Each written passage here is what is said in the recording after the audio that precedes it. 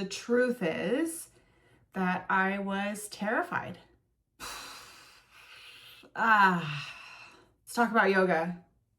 When I stopped practicing yoga, I put down the mat and I picked up the drugs. Yeah, I did. That's why I was so skinny, because I was taking a lot of drugs and I wasn't eating. And that's who I compare myself to.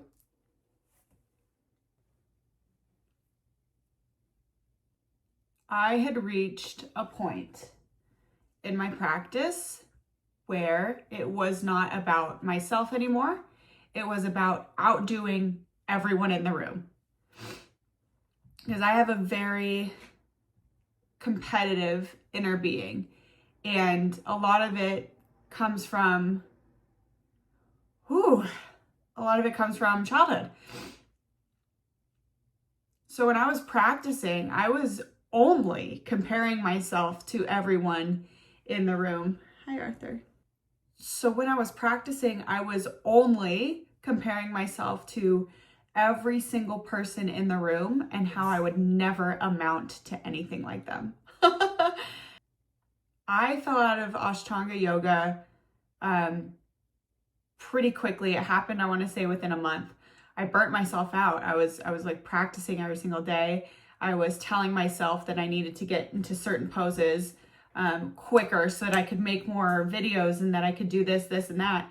And then I realized like the only reason I was still practicing Ashtanga yoga was because I wanted to build a social media following based on that, amongst other things. But it wasn't the right reason to do it anymore. And I was doing myself, the community, and other practitioners a disservice by continuing to practice in the way that I was practicing. Really, when it came down to it, I would go to these classes, or I would go to the shala. I would go to practice, I would go to the shala, I would set myself up, and I would have two very separate mindsets. One side of me would say, I am the greatest person in this room. I can outshine anyone in this room. Again, not the right mindset to have when you are just practicing yoga. And then the other side of that was me going in thinking, I will never amount to anything close to what these people can do. So it was very two conflicting inner feelings that I just couldn't keep up with anymore. So by forcing myself to do it, I just got burnt out. Then I think about like a couple of years ago, about a year and a half or 2 years later, I tried to do yoga again.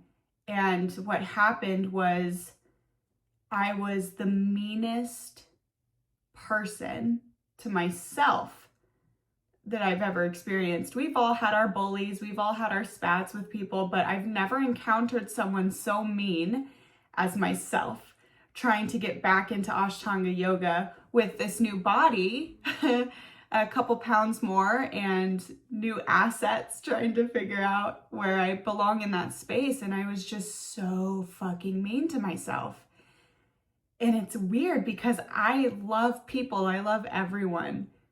And then to be on the receiving end of my own wrath.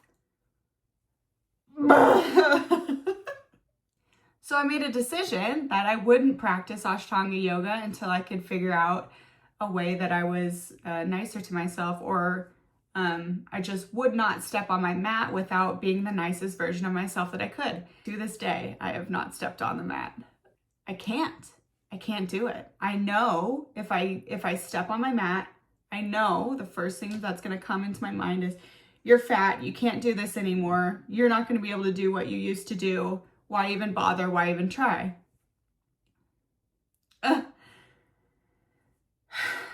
So moving on from Ashtanga has been difficult. I am not saying that anybody did anything wrong by supporting me. How they would have never known, right? They just thought I was doing yoga so much that I was that fucking skinny.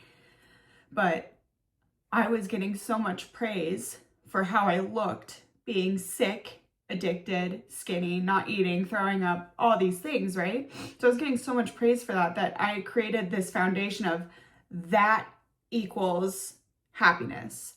And I broke. I didn't want to step on the mat anymore. I didn't want to do these things, so I put it away. We're skipping a lot here, but I got sober and been sober ever since. I moved to Montana and I've been here with my dogs, my fiance, and my new version of myself for like 3 or 4 years now, and it was the best decision I've ever made. Moving away, getting myself out of that environment was probably the most important thing that could have happened. So coming back and looking at those videos was hard because it's like, ooh, new body, new tits. And then I look back at my old self and I see like this teeny little thing. And I know it was probably the worst I've ever felt, but I still compare myself to that. And moving forward, what I want to do with this channel is to create a community and find me again. I'm not the first person to go through this, and sadly, I know I'm not the last person to go through this, but I'm just taking a moment to be selfish and figuring out what I want in my life and how I can fit that into what I'm doing now. And now I have a full-time job. I work from home. I'm not going to tell you where I work at because it's like kind of high level. It's really great actually. But bottom line is that I know I want to create and own my own business. I would love to be a creator on social media still. I just don't know what that looks like for me. So we're starting here with a clean slate. And a lot of you that I have on here from the fetish community, part of you are from the yoga community. I love both of you. I want you both to stay. But I just can't. I don't know what this page will look like. So maybe it's something that we can create together moving forward. And I think that would be really great. So if you have any suggestions, I think the last thing that's really holding me back is I have a stress fracture on my hip from running. I tried to run for a while and I loved it so much, and then I got a stress fracture. It's the too much gene, you know? I've got the too much gene and I don't know what to do at this point. So I need help. So you guys have to help me now. Like, I'm now your child. Please adopt me. I'm your child. We're going to build this from the ground up together. Well, if you've stayed, thank you.